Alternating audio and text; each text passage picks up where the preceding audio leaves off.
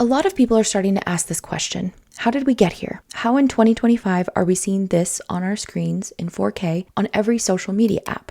Other questions like, why aren't the leaders of the world doing anything? Why aren't they stopping this and stepping in? The answer to all of these questions is simple. For the last 6 decades, in every aspect of mainstream media, including news media, the Arab world and Muslims have been vilified, discriminated against, portrayed in disgusting stereotypical ways, have been silenced, smeared, and kept away from the table of discussion. Arabs, particularly Palestinians, have been systematically excluded from discussions of their own land, property, religion, and basic human protections. Why? Because their voice would counter anything being said on the opposing side, and the media just can't have that. Mainstream media, from Hollywood movies and film to broadcast news and written editorials, have all played a huge part in why we are seeing the depths of hell consuming the Palestinians in Gaza. For over 60 years, almost every depiction of an Arab or Muslim in film and television was designed to persuade public opinion to view them as fanatical, racists, terrorists, womanizers, and beasts. And news media has done nothing of substance to counteract that narrative because they are owned by the same entities that control Hollywood and are pushing the same rhetoric. News pundits like Piers, for example, who for much of the duration of this genocide continued to tout the same damn line of October 7th was the worst thing we've ever seen, and do you condemn Hamas, when he finally actually has a Palestinian or someone speaking to that side on his show. Piers has showed so much hostility and animosity towards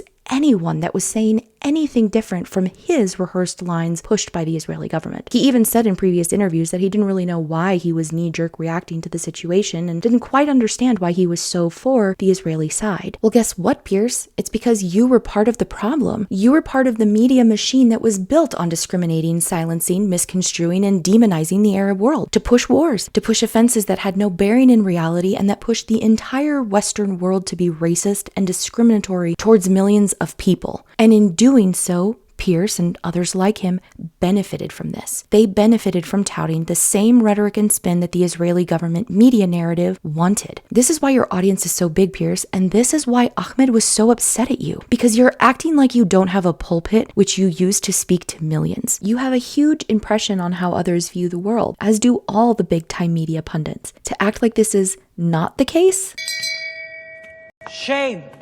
What Piers and others like him say and do has a huge effect on their audience and how their audience shapes their opinions of the broader world. For Piers to act like this isn't the case, that he doesn't have a strong presence in shaping people's opinion, is either insincere or uninformed, both of which are highly damaging. We went to war in Iraq and Afghanistan easily because on 9/11, before the towers even fell, the news media did what they were told to do by their handlers and began the campaign against the Arab world, vilifying and demonizing an entire people in order to justify war. To justify sending our men and women in uniform to a region they didn't know, didn't understand, a people they only knew the worst parts of and didn't know how to communicate with. And guess what? Hundreds of soldiers will tell you that they were lied to, that they thought they were fighting a just war, but then, once there, they saw the truth. The Western world was lied to about so many things, but especially the Arab world and the question of Palestine. Palestine became the thing we couldn't talk about, the thing that was inconvenient to the narrative. Israel has had a stranglehold on every politician, every news media outlet, extreme Hollywood influence, while simultaneously telling us that saying any of that is untrue and anti-Semitic. But then now they're coming out and saying things like, it was the golden age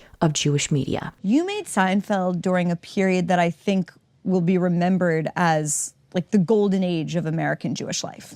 And because anti-Semitism was a relic, seemingly a relic, history of history books. There's a lot to unpack here. There's a lot that people need to learn and unlearn. The Arabs were never the problem. The Palestinians are not the problem and are not the barrier to peace. Americans and people of the West were programmed to hate Arabs, which can only be done through a methodical, tactical, strategic, and long-standing control of the narrative spin. This is exactly what Israeli media has pushed on their own people and why they are so ready to see every Arab and Palestinian wiped from this world, because they don't see them as human, they don't see them as equals, they don't see them as anything but vermin. And that's exactly what propaganda does. More will be revealed, more will be understood. For now, I will say this. We got here. We got to this point where babies are starving, being bombed to bits, and have nowhere safe to go because the world leaders have been embedded with the enemy. The same for the media. Everyone was benefiting when it was all Arabs are bad. And now, many of those same voices responsible for the silencing and canceling of Arab, Muslim, Palestinian voices are turning to the other side because they see the tide turning and where the clicks are coming from. But we cannot let them forget who they worked for, the lies and smears they spread, the vilifying and justifying of depraved acts towards Arabs and Muslims. Many people benefited from the Arab world being destroyed, Israel most of all.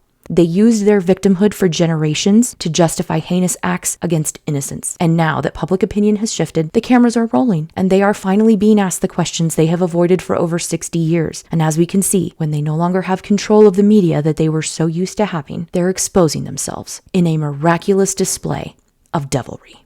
Thank you for watching. Let me know your thoughts below. If you liked the video, don't forget to like and subscribe. If you want to learn more about this conflict and what's really been happening, check out these videos.